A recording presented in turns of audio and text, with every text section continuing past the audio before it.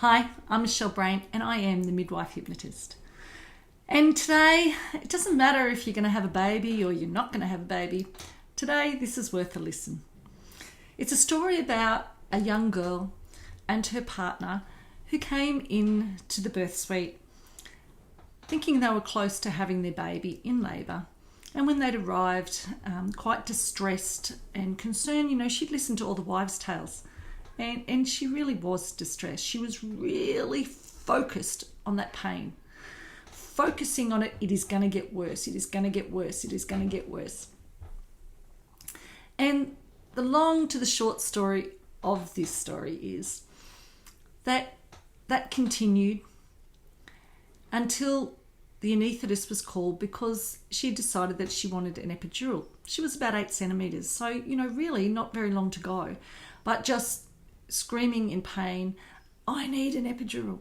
So the midwife that was looking after her called for the epidural. I came in to assist. And when I walked into the room, I grabbed her hand and I looked at her and I said, just breathe with me. And we just breathed in and out together. Big deep breaths. And I just reassured her and said, the anaesthetist is coming and everything's going to be okay. That young girl went from screaming, her partner being quite frantic, to being in control.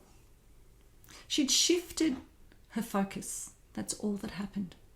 Nothing else. She had simply shifted her focus. Instead of focusing on that pain, thinking it's going to get worse, it's going to get worse, it's going to get worse, she was thinking the anaesthetist is coming and I'm going to have an epidural. Now the anaesthetist, by the time the epidural went in and by the time he came, it was over an hour. It was an hour and a quarter. So by the time that had all happened, she would have been fully dilated, ready to have the baby. But because she focused her attention on pain, she just didn't think she could do it. So once she realised I'd held her hand and said the anaesthetist on its way, it won't be long. She actually sat quietly. She never spoke. She just sat. She breathed. And she was so in control. Now, over that period of time of waiting for the anaesthetist, I did ask her if she thinks she really needs the epidural, and perhaps she was just ready to do it by herself now. But she was committed. Her husband, partner, was committed as well, which is fine. It's her birth. So it's her choice. But my point here is simply focusing on depression, being depressed, feeling hopeless, focusing on being hopeless, focusing on being in pain, focusing on being anxious creates a picture in your imagination,